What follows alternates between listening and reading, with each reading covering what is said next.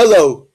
The battle for the control of the Strait of Hormuz is part of a jigsaw puzzle that, once put together, will depict the Middle East and the Horn of Africa's post war political map and regional security architecture. So will the struggle for control of the Bab al-Mandab waterway on the other side of the Gulf Peninsula. If the battle for the opening of the strait is fought with naval blockades, missiles, drones, and fighter jets, the weaponry in the struggle to secure free navigation in Bab al Mandab includes airports, ports, pipelines, roads, and railways. Longer term, the waterway battles are not only about navigation, but also diversifying risk.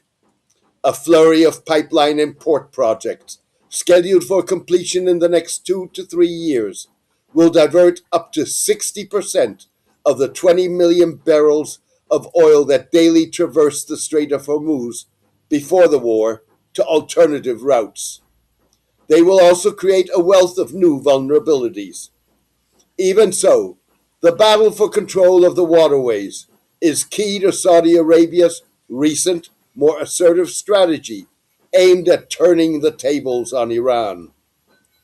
At the core of the strategy is the kingdom signing last week of a mutual defense pact with NATO member Turkey and nuclear armed Pakistan, the main mediator between the United States and Iran. The pact defines an attack on one as an attack on all. The pact's purpose is unambiguous, even if officials say it targets no country specifically, or acknowledge that they see Israel as the region's primary destabilizer, alongside the Islamic Republic and Yemen's Houthi rebels. The alliance tips the balance of power against Iran. Turkey and Pakistan have become confrontation states rather than onlookers. A force with strategic depth, greater military capabilities, 400 million people, 4 times that of Iran, and more than 1,400 kilometers of land borders overlooking Iran, said Abdulrahman al-Rashid, a prominent Saudi columnist who used close to the more hawkish voices in official Saudi thinking. The Riyadh-Ankara-Islamabad alliance aims to create a balance that deters Iran from thinking about advancing toward the Gulf region, as well as targeting Jordan, Syria, and Yemen. Expanding the scope of the war will cost Iran's leadership dearly, Mr. al-Rashid added.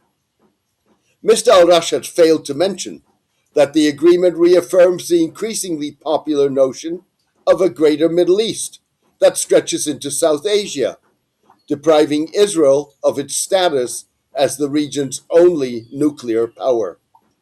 Equally important, Mr. al Rashid's positioning of the agreement signals an end to pre war efforts by regional powers to freeze their differences with Iran in favor of focusing on areas of potential cooperation.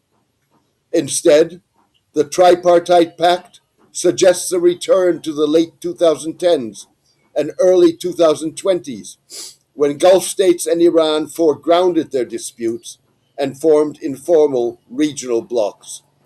Saudi Arabia announced days before the signing the creation of a Saudi led 14 nation maritime coalition to protect shipping in the Red Sea. Beyond Turkey and Pakistan, the coalition includes Egypt, Bangladesh, Kuwait, Bahrain, Qatar, Jordan, Sudan, Djibouti, Somalia, Yemen, and the Comoros. Conspicuously absent are the United States and Europe, which depends on Bab al Mandab and the Red Sea for 40% of its trade. Mr. al Rashid's optimistic portrayal of the tripartite pact has yet to be tested. For all practical purposes, the pact expands a bilateral Saudi Pakistani defense agreement signed last year to include Turkey. Pakistani troops are already based close to the Saudi Yemeni border. Yet, in an indication of the agreement's limitations, the Pakistanis are not expected to participate in operations on the Yemeni side of the border. Similarly, Turkey and Pakistan will tread cautiously regarding any confrontation with Iran. Gas imports from Iran accounted for up to 13% of Turkey's energy mix under a 25-year agreement that expires this year. Both Turkey and Iran have been conspicuously silent about a possible renewal of the agreement. Moreover, the land border shared by Turkey, Pakistan, and Iran that Mr. al Rashid highlighted as an asset could prove to be a double edged sword. Shiite Muslims account for a quarter of Pakistan's population.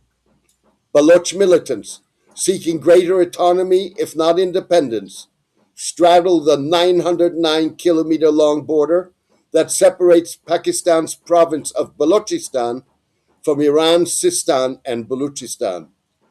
The militants intermittently attack targets in Iran from Pakistani territory. Finally, Turkey and Pakistan, like Iraq, Azerbaijan, or Armenia, are equally unlikely to close their ports to Iranian shipping and land borders with Iran to accommodate US President Donald Trump's most recent focus on economic rather than military pressure to force the Islamic Republic to return to the negotiating table on his terms. Iran's neighbors will not take that step so long as their diplomatic outreach and economic engagements continue to offer a means of managing the insecurity created by the Trump administration's oscillation between calls for a deal and threats of catastrophic airstrikes, said Iran scholar Esfandiar Batman-Khelij. Thank you for watching or listening to The Turbulent World. I'm honored that you spend time with my work, given that we live in a world of information overload, in which time and attention come at a premium.